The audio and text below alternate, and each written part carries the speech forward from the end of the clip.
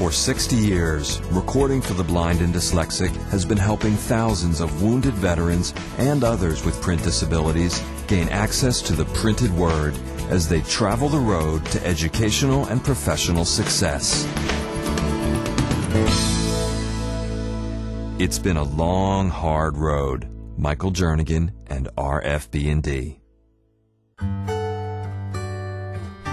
I was a pretty good kid, raised in a typical military family.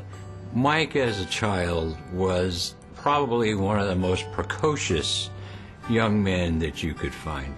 When I was 23, getting close to turning 24, I was kind of like, I need something, I need a catalyst to get my life back on track. So I decided to enlist in the Marine Corps.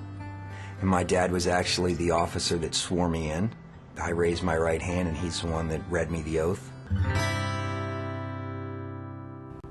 Being a Marine in a time of war is terrifying.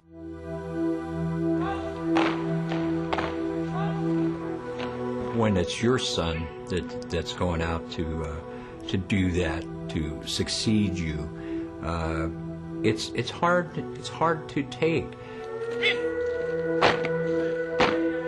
We got word that we were moving out to Fallujah, which then everyone's sitting there going, oh, wow, here we go. This mounted patrol came up. A buddy of mine was supposed to go on it, and I told him, hey, I'll take your spot. You're kind of tired. August 22nd, 2004, in Stuttgart, Germany, I had the most devastating news of my life. We're cruising down the street, and all of a sudden, boom! We got hit by a roadside bomb. I was blown 20 meters from the vehicle. My 45% of my cranium was crushed. My whole forehead's been replaced. I lost both my eyes. At the very, very end of the first day, the brain surgeon came in and said, we don't know that Michael will come out of his coma. We don't know whether or not he'll be a vegetable. We have no idea. And that was the time that I kind of lost it. That's my son laying there. When I first came out of my coma, I didn't know I was blind. I kept tugging at my face, trying to pull bandages off and everything, and I didn't kind of really know what to think. I was just kind of in limbo. It took me to a bad, dark, lonely place. Visual impairment is becoming one of the largest injuries suffered by veterans from Operation Enduring Freedom and Operation Iraqi Freedom.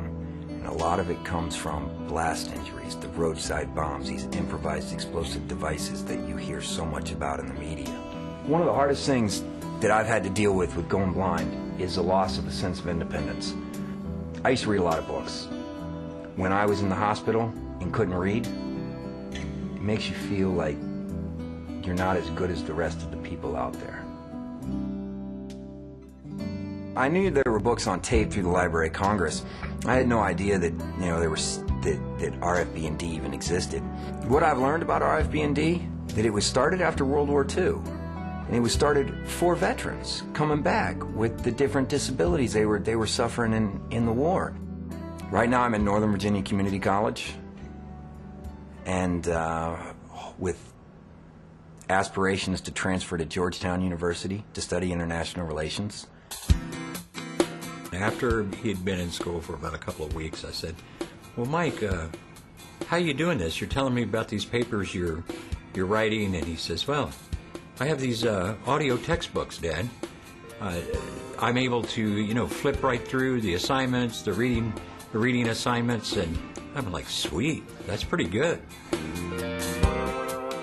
I first met Michael Jernigan, really, I guess maybe only about a month ago, and he was explaining to me how much education meant to him so that he can go on and have what he would feel is a more meaningful, productive life. The textbooks I listen to allow me to do well in school, and by doing well in school, I'm gonna have that college degree, which is gonna be that box I can check off on that employment application. You know, really and truly, without these textbooks, I could not get through school without them, which means I wouldn't have the same opportunities that I would have with them.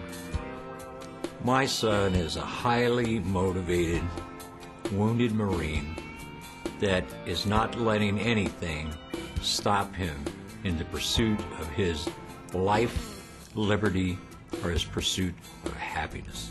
RFB&D is here to further our life. For more information on how to become a member, volunteer, or supporter of RFB&D and its programs, visit rfbd.org/vet.